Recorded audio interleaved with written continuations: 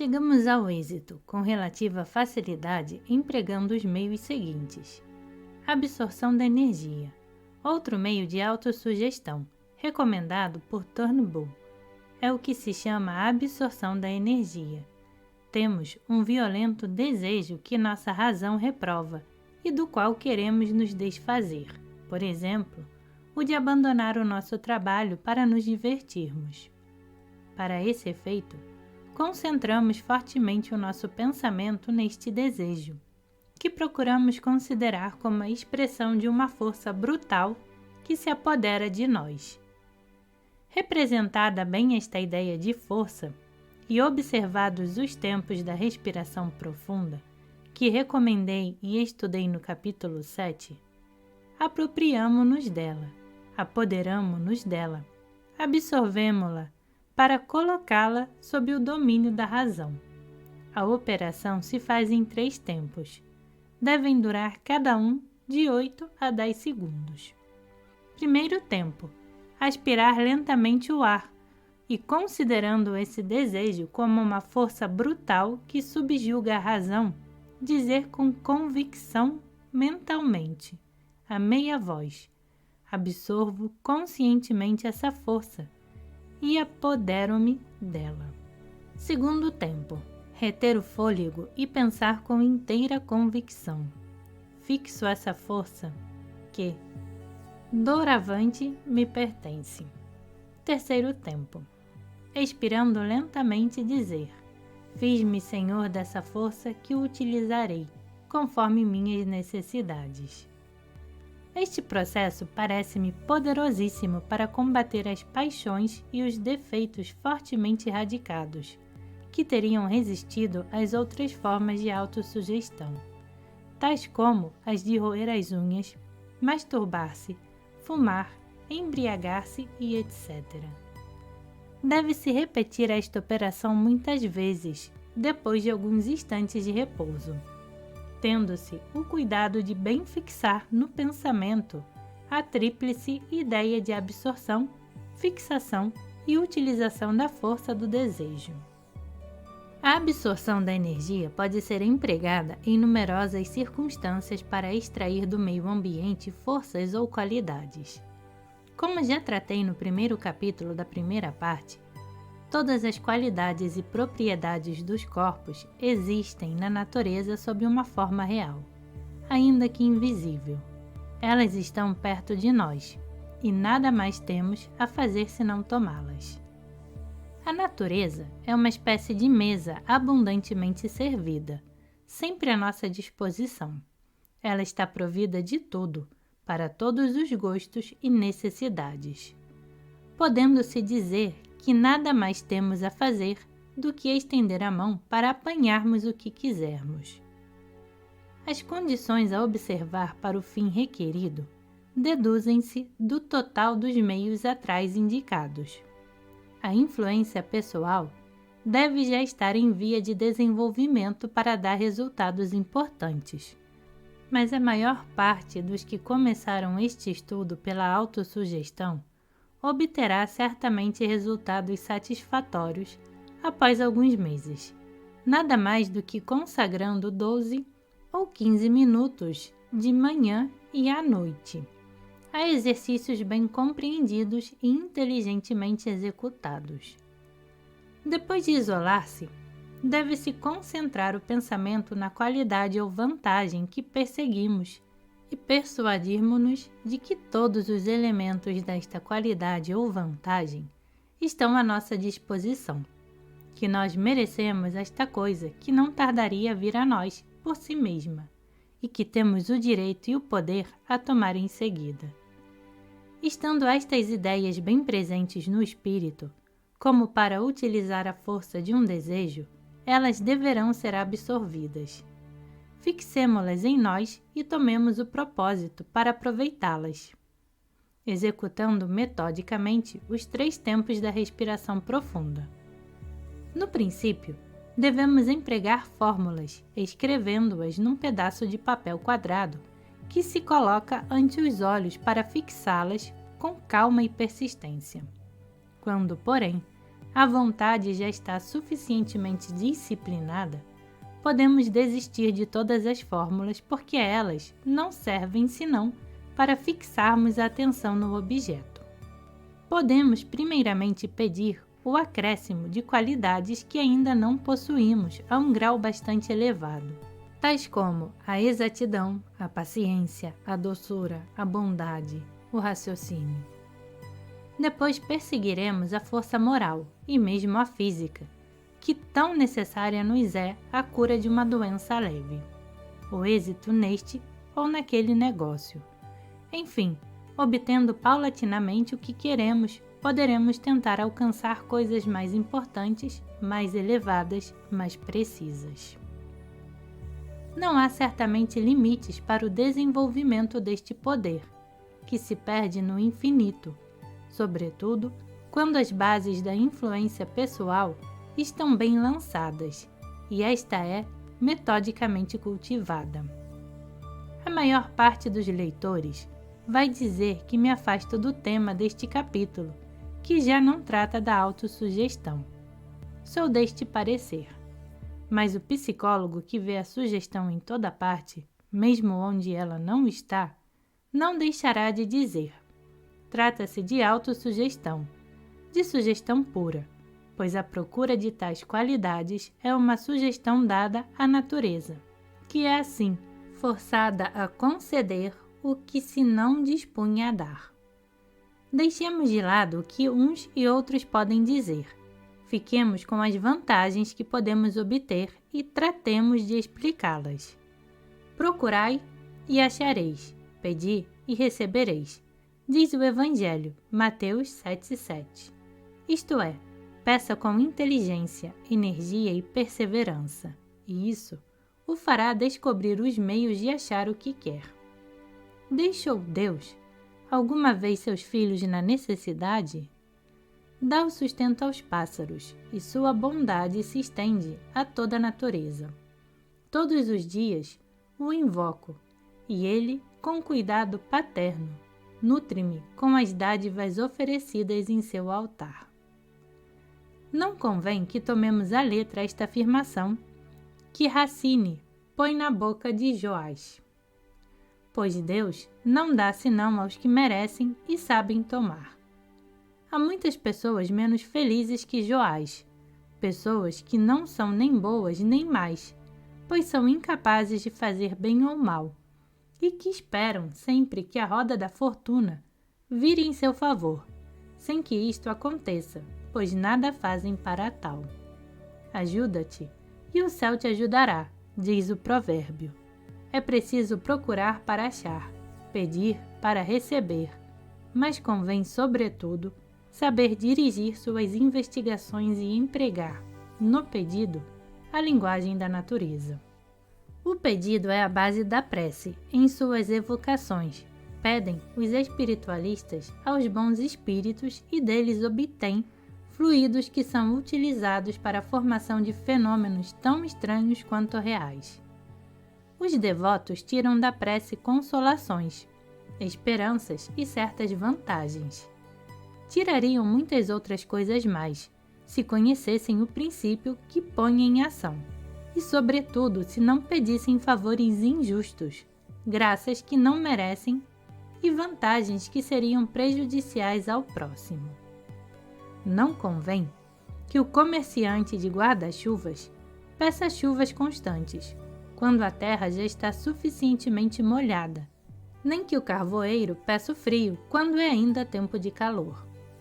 Dois exércitos em presença um do outro não devem rogar pela exterminação do inimigo, pois a natureza, soberanamente justa, não favoreceria um em prejuízo do outro. Peça o que é justo, o que lhe é útil, sem ser prejudicial aos seus semelhantes, e você receberá em razão direta da sinceridade do seu pedido e da soma de vontade que você empregar para a obtenção da coisa pedida. A faculdade de atrair forças do meio ambiente, quaisquer que sejam, constitui por si só o principal fator do magnetismo pessoal. Devemos, pois, estudá-la com atenção e fazer todo o possível para desenvolvê-la. Sugestão.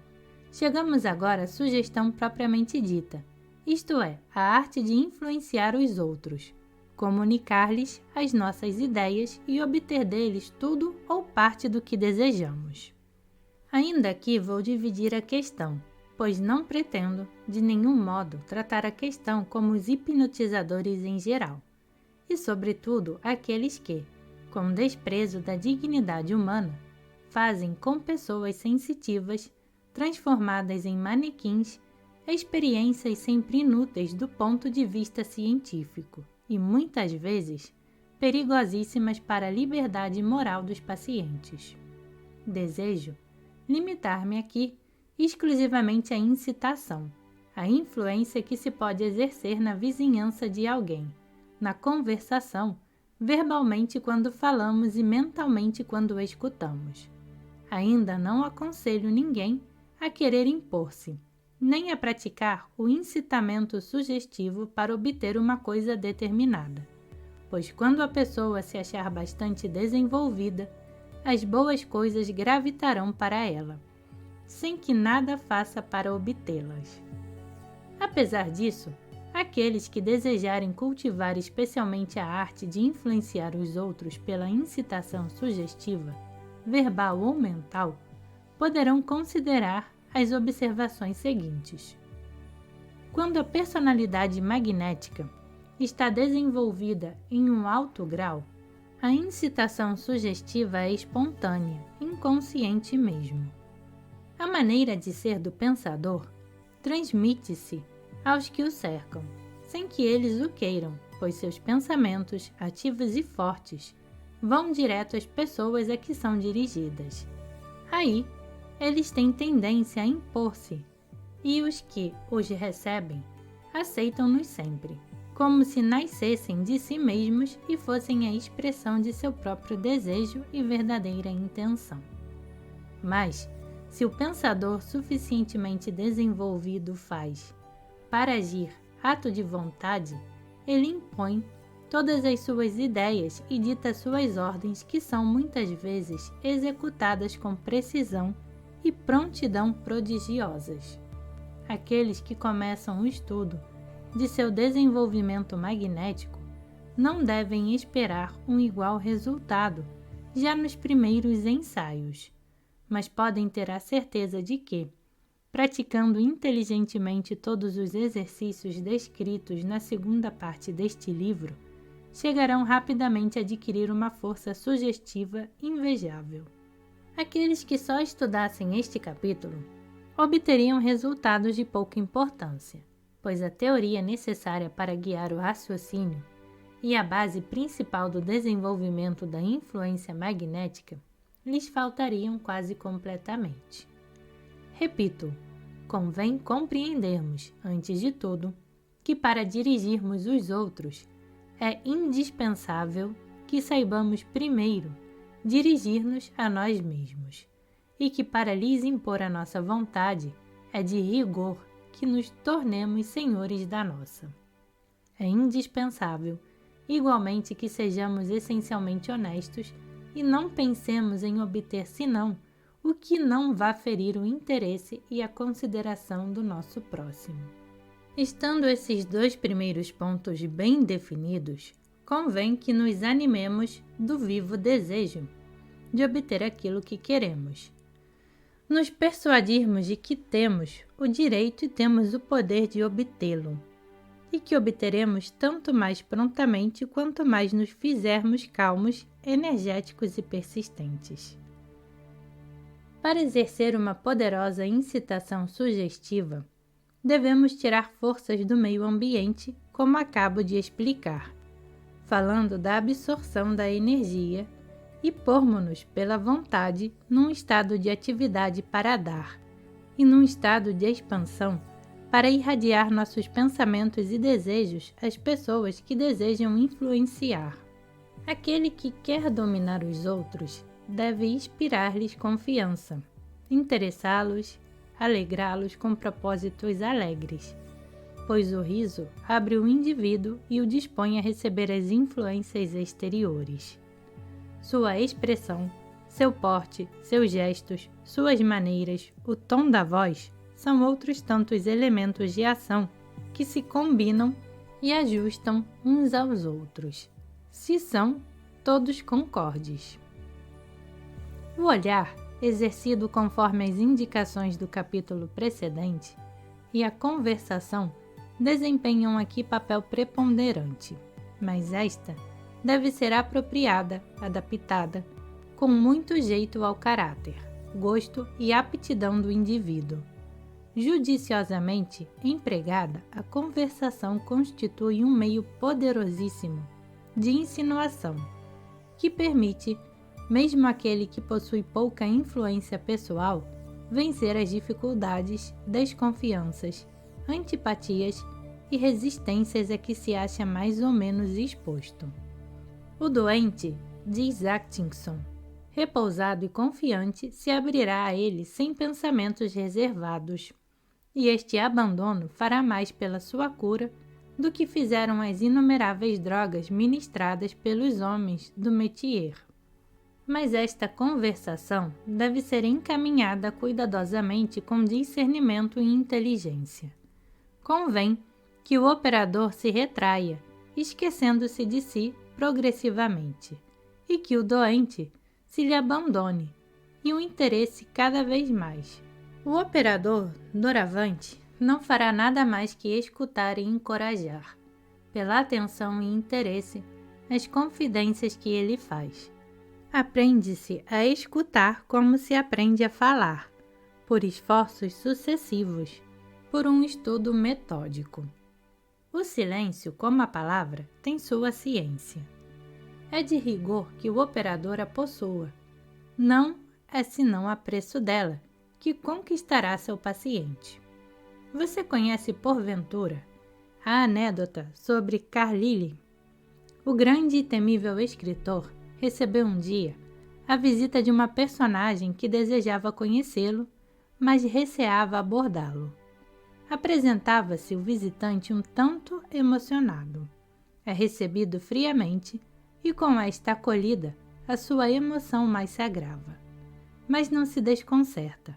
Conhecendo um dos assuntos de predileção do grande escritor, entra nele com discrição e deixa-o falar.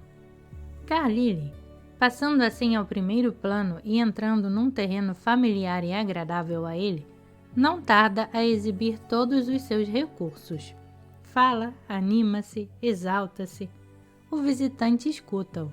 O tempo passa, e quando depois de 3 horas de silêncio decide-se a retirar-se, o ilustre escritor acompanha-o até a porta, prodigalizando-lhe os mais calorosos sinais de interesse e simpatia. E com um cordial até à vista, despede-se, dizendo-lhe que encantadora conversação tivemos e como me foi agradável sua visita. Espero que a renove muitas vezes. Faça como visitante de Carlyle. Seja hábil. Delineie bem o seu assunto e entre nele com decisão e nitidez. Mas logo que o tocar, deixe ao interlocutor o cuidado de desenvolvê-lo. Faça-lhe crer que ele é interessante, profundo e persuasivo, e sua ciência, sabedoria e arte de convencer são inimitáveis. Essa ideia de fazer o interlocutor falar é completada por Turnbull nestes termos. Sendo admitida e bem provada a teoria elétrica, que, fazendo passar uma corrente por um condutor próximo a outro, desperta neste uma corrente induzida, suponhamos que você deseja produzir uma impressão ou exercer uma influência sobre uma pessoa com quem acaba de entrar em relação. Assente bem em seu espírito que essa pessoa é um instrumento através do qual passam as correntes mentais e que você mesmo é um instrumento que não só produz, como recebe e retém fortemente as correntes que deseja receber e reter. Você pode então começar sem hesitação a fazê-la falar, usando, judiciosamente o melhor olhar fixo central. Empregue todo o seu tato e habilidade em fazê-lo discretamente. Conserve ao mesmo tempo firme sua própria força, como se a reunisse em si mesmo, fazendo passar correntes mentais ante o seu interlocutor sob a forma de perguntas ou sugestões inteligentes. Desperte nele correntes simpáticas. Assim, você descobrirá seus gostos e repugnâncias, e encorajando as suas confidências no curso da conversação pela corrente derivada de uma aprovação discretamente expressa, você chegará logo a fazê-lo vibrar inteiramente em uníssono com você. Em outros termos, ele o aprecia e prefere a sua companhia a outra qualquer. Não cometa o erro de empregar baixas lisonjas, expediente que só atinge as pessoas superficiais. Crie em si, pelo contrário, uma corrente de interesse, realmente benevolente, o que você obterá despojando seu espírito de todas as outras preocupações. Graças ao seu conhecimento das leis de indução e atração, que reagem às correntes mentais, você achará que a prática de atrair as pessoas para si se fará uma ciência cheia de atrativos. Você as atrairá, não porque tem um interesse especial em fazê-lo, mas somente para exercer seu poder e estudar o mecanismo da lei nas diferentes circunstâncias. Depois de ter estudado praticamente as regras que precedem, pode a pessoa exercer-se na prática da sugestão mental. Para isso, deve formular primeiro em seu pensamento ideias simples e em harmonia com a maneira de ser das pessoas e suas relações. Dê a essas ideias formas definidas e, usando da influência do olhar, esforce-se por transmiti-las. Assim, por exemplo, procure sugerir a um amigo a ideia de uma visita a um amigo comum, a ideia de um estudo qualquer que lhe agrade, conseguindo tanto mais facilmente quanto mais concreta for a ideia sugerir. Em seguida, procure transmitir a este mesmo amigo uma ideia que sabe não ser de seu agrado, e ficará maravilhado ao verificar que, ainda que o plano falhe algumas vezes, dá bons resultados quase sempre. As experiências desta natureza podem ser variadas quase ao infinito. Devemos repeti-la muitas vezes, pois concorrem poderosamente para o desenvolvimento de nossa influência sobre os outros. Eis aqui duas que podem ser experimentadas na ocasião oportuna. Numa conversa, a pessoa que fala com você esquece uma palavra, que procura em vão pronunciar. Esta palavra lhe é quase sempre sugerida pela ideia que dela faz a pessoa que fala. Pense fortemente nesta palavra e fixe o interlocutor entre os olhos. Muitas vezes, num tempo menor que o necessário para dizê-la, ele pronuncia a palavra e você tem consciência de ter causado nele a lembrança. Em qualquer reunião, você quer, por exemplo, que um dos assistentes que você escolheu procure ser-lhe apresentado. Passe algumas vezes sob o olhar dele, sem parecer indiscreto. Quando ele olhar para você, dirija com calma o seu olhar para o ponto que fica entre os olhos dele e diga-lhe mentalmente: você quer ser-me apresentado? Espero. Quando a pessoa se acha bem familiarizada com a prática da sugestão mental, obtém êxito certíssimo com estas duas experiências. Certas pessoas são particularmente dotadas para obter o que desejam. Conheço uma senhora de gênio agradável e brando, que apesar disso vive em desacordo com seu marido. Mas basta que ela pense em um vestido, num manto, numa joia, para que ele se apresse a lhe trazer esse objeto. Contudo, se ela lhe pede algo verbalmente, acha sempre como resposta uma recusa categórica. Certo artista, pintor de muito futuro, que seguiu o meu curso de magnetismo pessoal e que tirou proveitos dos seus ensinamentos, pensou, num dado momento, em outro artista que ele conheceu há uns 20 anos e procurou recordar-se de suas obras principais. Se não quando, 2 ou 3 dias depois, recebe pelo correio de uma pessoa que mal conhecia a reprodução de uma obra do artista em que ele tinha pensado. Alguns dias depois, o mesmo artista abre uma enciclopédia em busca de notícias sobre os monumentos de Trieste. A catedral parece um monumento notável. 3 dias depois, recebe de um amigo um cartão postal ilustrado reproduzindo a dita catedral. Esse artista observou com razão que o que se chama impropriamente o acaso não poderia ser invocado para explicar o fato, pois se seus amigos lhe tivessem realmente querido enviar uma lembrança, um objeto útil ou verdadeiramente interessante, teriam escolhido melhor a natureza do objeto de sua remessa. Tudo leva a crer que, apesar da distância, houve transmissão do pensamento do artista a seus amigos, que lhe quiseram, em seguida, dar uma prova de sua amizade. Para certificar-se disso, ele acusou o recebimento dos documentos e pediu aos expeditores que quisessem ter a bondade de dizer-lhe com que fim tinham feito a remessa. A resposta de cada um deles foi mais ou menos esta: pensei em você e tive a ideia de agradá-lo com a remessa deste documento.